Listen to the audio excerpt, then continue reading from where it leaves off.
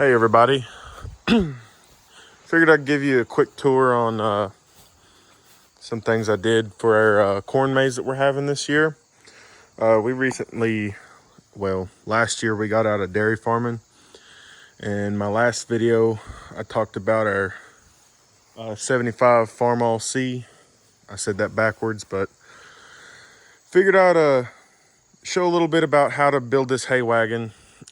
This is actually, we still use this hay wagon, and I still want to use this hay wagon. I only have 3, and only one other one has a deck on it at the moment. But I redid this wagon about 2 years ago, I think. And it was pretty simple. This is actually, I think, a homemade wagon. The frame is steel, so it's pretty nice. That way I don't have to replace that beam every time. But yeah, I just used carriage head bolts to hold that down. And then when I realized that I did not have enough clearance for the tire just on this 4x4, I added this 2x4 on top of every one of them down through here, just so I'd have enough clearance. I'm sure there's better ways to do it, but I didn't know at the time. I'd never redecked a wagon, so you learn things. This is poplar boards that our neighbor sawed and I went and got. He gave them to me on a pretty good deal, so that was nice, not having to buy that from like Lowe's or somewhere. I did redeck one with some Lowe's boards. I would have to say that is not a good idea. I will probably have to end up replacing that pretty soon.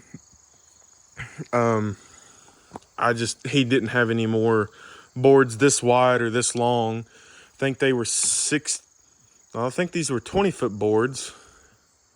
Yeah, I'm pretty sure this is an 18-foot wagon. So yeah, they were 20 foot, and I cut about 2 foot off of each of them, I think. But to make this into a hay wagon, you can see what I did here. I was going to put a support here, but then decided not to because I don't think you needed one every single 4x4 down through there. So what I did instead was just skip one. But I just cut out of this board, and if I was redoing this whole entire wagon, I would have probably accounted for this. So I just cut out this decking board right here and put in this 2x4 straight up. It's screwed in. I originally, when I was putting it together, only put 2 screws in, but ended up putting a couple more in each side. But I figured one wasn't enough, and the reason I didn't put it out here is because I felt like if people were leaning on it, then it would try to maybe like bow out or something, and I want this as safe as possible because I don't want to get sued. So, but I put these up here. I was going to just put one, but figured that would be wouldn't be very safe for people when they got up on. So I put 2. Did not put a top plate here because I want to, whenever I want to use this wagon, I may just I know I'll take this off and this off, and I may even take these off. I'm not completely sure on that. And then leave the rest of them, because on our square baler, we actually can attach the wagon to the square baler, and I usually have no one other than my girlfriend here helping me. So I'm usually stacking, so it won't come out even. As you can see, like usually I think I hang a bale over about 1/4 of the way, and it won't be as good as it was before, but I'll still be able to use it, and that's all I really care about, because we use this truck right here quite a bit, and I mean, you can see how much we put on it, and I could put more. But yeah, that's a pretty good description of how I did it. I did run out of boards, and this is kind of tacky. I don't really like it, but you got to do what you got to do. And you can see over there when I met them together, just so I had as little waste as possible, I just put that board and screwed them in, one in this way, one in this way. And I also screwed it from the other side in like that. So just so you can meet them, and not have them like, I think that one over there was bowed up just a little bit. I need to go through and sand them because these kind of scratch, but we don't start our corn maze until next weekend.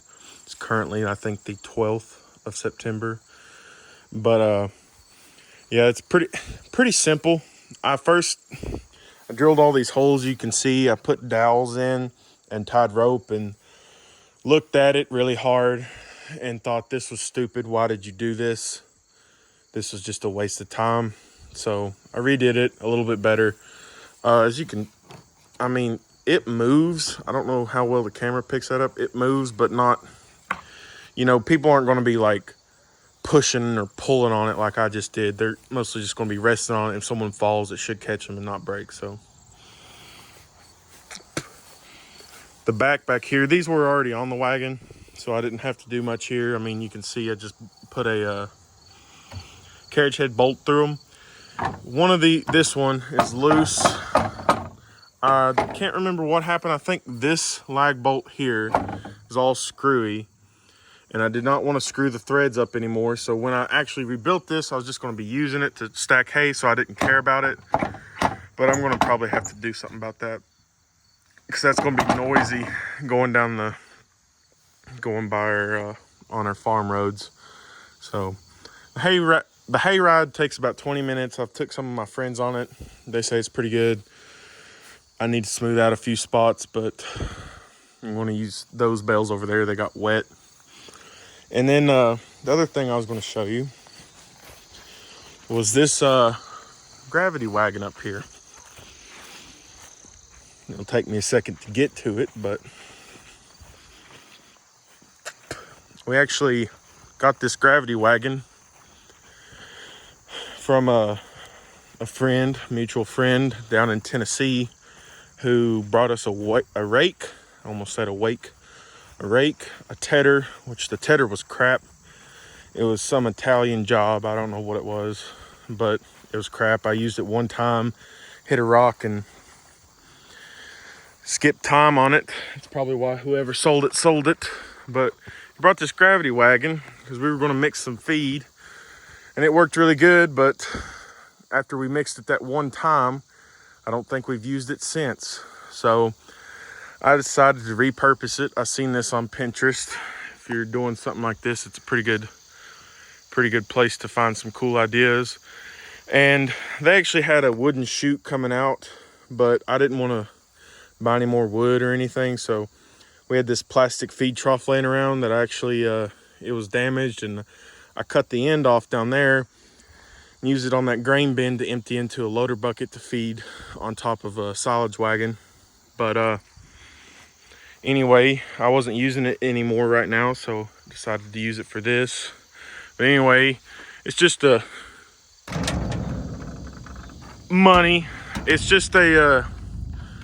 fun little game for children to play. It comes down here and catches it. It does bounce out a couple times. The people online, they had walls on the sides, but I also didn't really want to spend the wood and money and time on building up walls. I thought about either chicken wire or maybe some netting of some sort. But for the amount of times it goes out of there, I'm not too worried about it. I just hope that these kids don't throw this ball and hit one of those uprights, because a couple screws came through and it'll probably pop the ball, but oh well. That was actually pretty difficult to get up there. I put the boards in first. We don't do grain harvest here, so I didn't know much about these. But these actually have places in them to put 2x4s, and I measured this from the ground, like where the wheel goes or where the wheel touches the ground, up 10 feet, and then marked these 2x4s, these 2x4s, marked them, went over, found about the center. I mean, this isn't, NBA players aren't going to be out here, so it doesn't really matter. And I went up a little extra for a backboard. That would have been stupid to just leave it right at the rim. I almost forgot about having to have a backboard for it, so that could have been bad. But yeah, I just put these 2x4s in here. I did this wall first, and then put those 2x6s. That was one 2x6 that I had that was 10 foot. Cut it, screwed it to the backboard or wall, and then just took some of these extra 2x4s I had and screwed them together just to hold it. But now it moves a little bit, but it's leaned back, so when someone hits it, it's not gonna, it's not gonna move. It's just gonna bounce because it's already leaned back. But thought I'd share that. I need to, if we do well this year, this is the first year back into doing corn mazes and stuff. But if we do well this year, I may end up painting this. In fact, I probably will, because I hate having this. It's probably lead-based paint or something. Children probably gonna be chewing on it, eating on it. Another idea I had was I'm gonna use this bell feeder. My sister recently just had a wedding reception that she was a part of. She bought a bunch of stuff for it, and she bought this bell feeder. They actually, if you go to our clinchviewdairy page, you can find her photography account. And if you turn this upright, she used it for a I guess a ceremony center, and they got married under it or whatnot. But anyway, I was going to put chicken wire in here. We have a few ducks and geese, and I was going to let children pay like 50 cents or $1 to feed them, something like that. But the next thing I was going to show and tell about is these steps. Now these steps, I have never built steps in my life, so I just went ahead and went to our local hardware store. They had some of these stringers that was already made for 4 steps, which is about perfect for our hayride. I think our hayride was like, the wagon deck was like, I don't know, 2.5 feet or something like that, maybe 3. I think it was 2.5 though. But anyway, I went ahead and bought them because I did not want to screw that up, because I don't know if a lot of you know this, but steps, actually in the medieval times, steps in castles were purposely built with different height steps. So like one might be 7 inches, one might be 4, one might be 3, whatever, They did that on purpose so that when someone would invade them running up the steps, they would trip and fall, so that they would cause a flustercluck and get injured, and they could, defend their castle.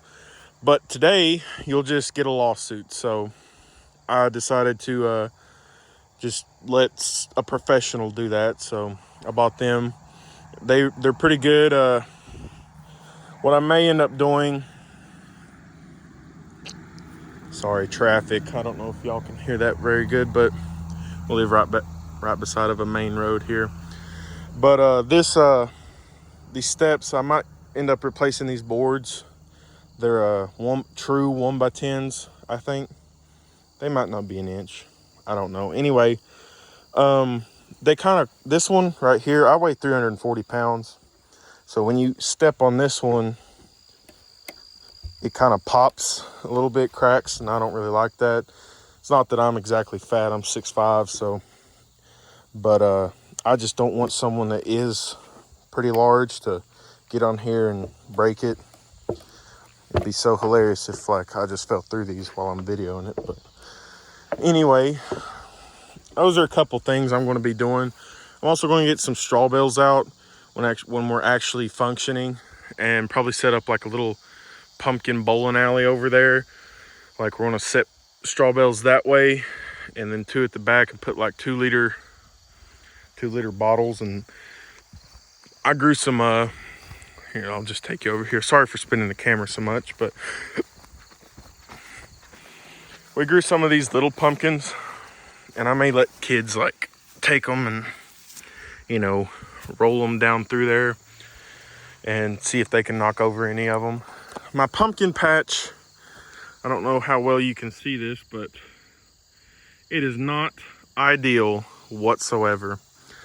I screwed up. That was me. I did not. This is my 2nd year growing pumpkins. This is the 1st year growing them in more than a garden size. That's an 1.5 acres. We had strawberries there, and we didn't know what to plant back. And I was like, you know what?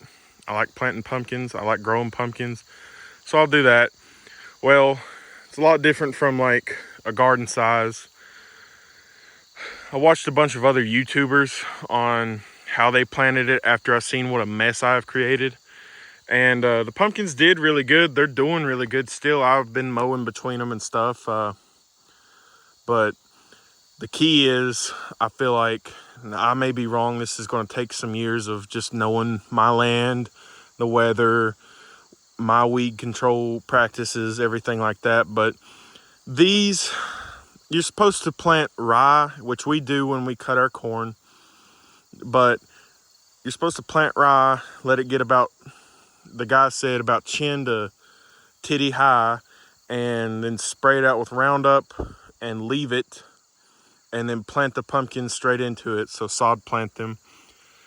And it was very informational. I can't speak today. Informative. So I'm probably going to try that. And next year, I don't know. Depending on, like I said, depending on how this does is going to decide whether I do it again or not.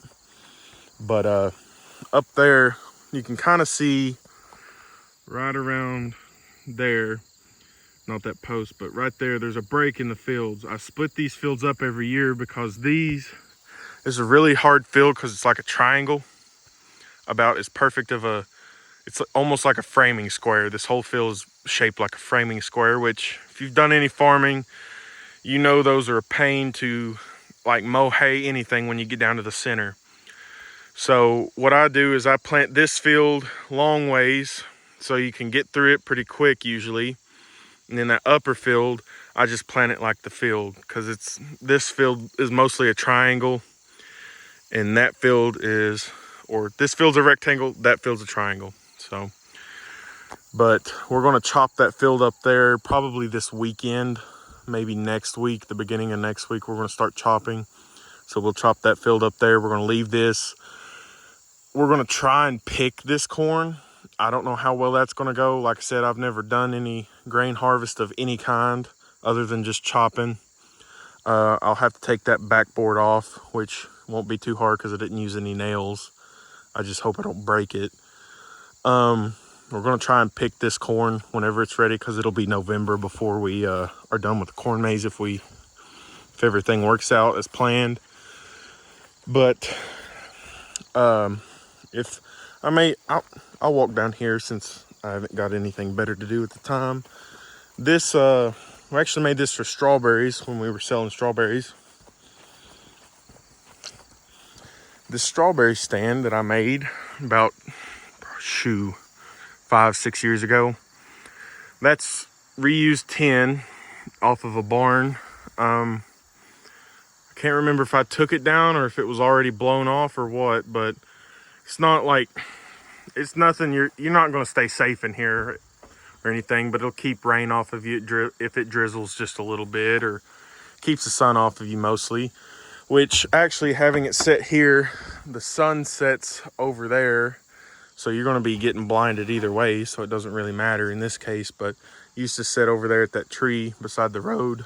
I forgot, just now thinking about it, I need to paint a pumpkin there instead of a strawberry. But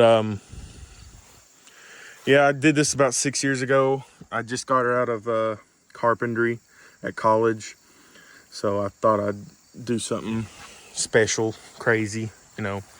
But anyway, I put these are also carriage head bolts. I love bolts. Anyway, I just didn't want this to like just fall over in a couple years. So I may have went a little overkill with these carriage head bolts, but screws are hard to like get to hold these 45s like this. This is when I did more measuring and calculating of angles and stuff like that. On that up there, I just winged it. So winged it, whatever. But we actually carried this thing, and I think looking at it now, let's see, right there you can see how it's came apart over there just a little bit. It's kind of wobbly. I need to do some X bracing, like some corner braces that way and that way, so to sturdy it up a little bit, because it's not attached back here. It's just sitting on the ground. But like I said, this isn't something you could live out of or anything. It's more or less just to take up to, you know, grab people's money, send them on their way to park. We might be selling some stuff here. I'm not sure yet, but Down here, actually, when I built this, I did not have that there. So when you would lean on it right here, it would flex very badly. These run all the way back through there, but that one doesn't. And I didn't take into account, I guess, how big this little desk was going to be, this little countertop. So I ended up having to put that in later. That's why it doesn't look quite as pretty, but you never really see it. You don't notice it. I actually built this on a concrete pad and then carried it down to there, and then I carried it from there a couple days ago down to here, which that was crazy. The roof did end up getting blown off in a storm. It's like I said, you can see right there, I just skipped the nail hole that I'm put in that board and put screws in, so hopefully it won't do that again.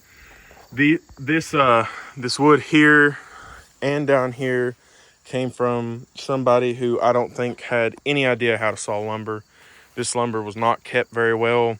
I was young, I did not know much about lumber at the time, so it isn't exactly ideal. It's not very good wood by any means, but it's done fine for what I've needed it to do. But I've tried to make this as child friendly as possible. It's not really the craziest or prettiest corn maze you've ever seen, but it's the first year, so got to start somewhere. I'll show you our tractor. My girlfriend's dad actually bought this for me because I did not have the money up front to buy it at the time. So he fronted it for me, and I gotta pay him back, but I am very thankful he got it. I've always dreamed of having a Farmall H, but the tractor came from, I think, originally Tennessee. And I don't know much about these tractors, to tell you the truth. I did not even know how to start it. So, and my 340-pound butt makes that spring go from there to about there. So I really shouldn't even be driving it. My legs hit the light post. So, but it idles pretty good. When you're idling it though, we found that it had a spark plug that was cracked.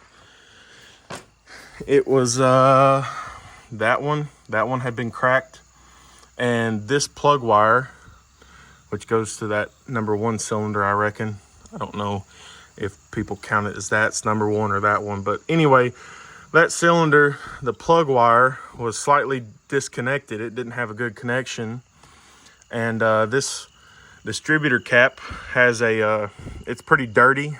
I may end up getting a kit for it.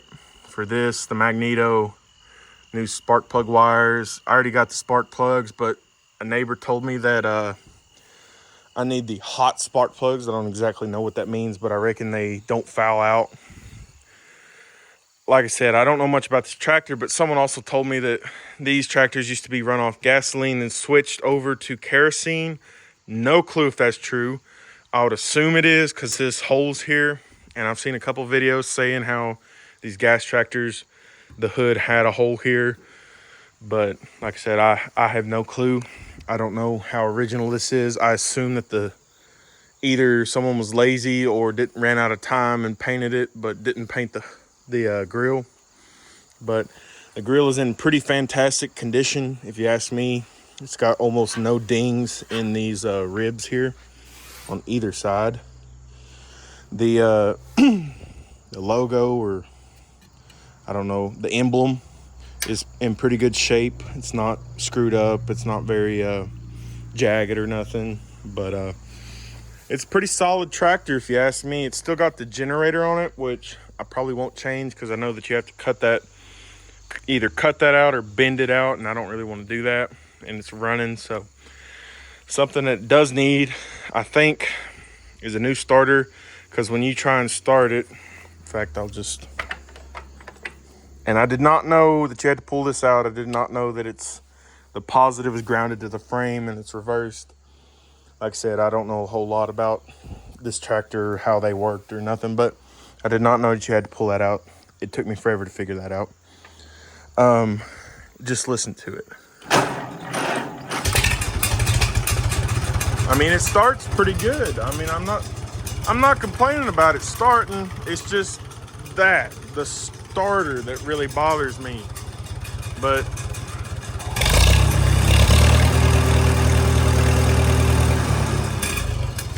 I can't complain about that. And see, this is what I'm talking about. See, it didn't even kill it, which that may have been something I'm doing. I don't know. Like I said, I don't know much about it. Need to rebuild these brakes a little bit. This left one here is sticking more than the right. I haven't tried testing out like which brake is stronger, nothing like that. I know that the left brake needs to be a little bit stronger because there's rod that goes over to the other side to pull that band tight. That's about all I know on it. I'd like to get some hydraulics set up for it. I am going to get fenders for it because I keep wanting to rest my arm on the tire because I'm not used to not having fenders. But I'm going to try and get hydraulics hooked up through that port and reroute it into the fill, just because that's how I've seen someone on YouTube do it. Not that that's right. I don't know if those other two ports on the other side, if they are, if that's what they're for. Like I said, I don't know anything about this tractor. I assume that's what they're for, but I don't know. I know that this isn't a big motor or a pump that's in there. I need to even check if it's got hydraulic fluid in it. I know that you activate it by that rod over there. I don't exactly know how you do that either. I know you pull it up like this, but I don't know how you keep it activated. I don't know if it's supposed to go all the way up or just till this is on this side. But I guess I'll figure it out one way or the other. Either screw it up or do it the right way first. I'll probably look it up, do some more research on that. That was not me. I'd like to tidy up the wiring just a little bit. I'm pretty sure that's not factory, but like I said, I have no clue. I assume there was a key there at one point. The lights do work on it, which is pretty cool. It doesn't have a PTO shield, which I don't care about. I hate them anyway. Who cares about safety? Safety third. It'd be cool if it had lift arms, but I don't know if that was even an option back then. I think on the M's they had lift arms, or you could attach some, but either way, I'm not mad. We aren't going to be using this for much anything other than pulling a wagon. I would like to get hydraulics on it, like I said, to maybe Ted or rake, or in the wildest case scenario, we have to mow hay with it. We have hay binds. We don't have disc mowers yet. That's on the future agenda. We also painted some signs. Found these on Pinterest. I don't know if you can copyright people on Pinterest, but I'm sure they could me because I copied this straight from Pinterest. Not my idea, someone else's. We also painted some little boards like this into like pumpkins and ghosts. I don't care if I sell them, but I'm going to put a price tag on them. If people want them, they can have them. If not, oh well, I can use them for next year. But next thing that I would like to do, and I may still end up doing this, I probably won't do it before we're ready to start the corn maze, but get this truck unloaded and make a big sign about that tall that says Clinchview Dairy Farm. That's what our farm's name is. I'm going to keep the dairy part of it just because we already have a pretty good following on Facebook, and I don't want to lose that by changing the name. So anyway, it's just a short video on some things I've been doing, some things that I had trouble figuring out, and kind of came up with my own solutions, borrowed some others. But just in case anyone needs some help figuring out how to do something, if you have any questions, feel free to comment or message me somehow, either on our Facebook page, Clinchview Dairy, or any way you can. If you have any questions, let me know. I'll try and help you. I know that being 23 years old is, being 23 and not having anyone able to teach you and tell you some of these things, it's difficult trying to figure stuff out on your own. So I try to help people when I can, because it's just a nice and right thing to do. But anyway, that's all for me and Puppy Dog. And hopefully I'll start uploading a few more of these. So anyway, God bless and see you in the next one.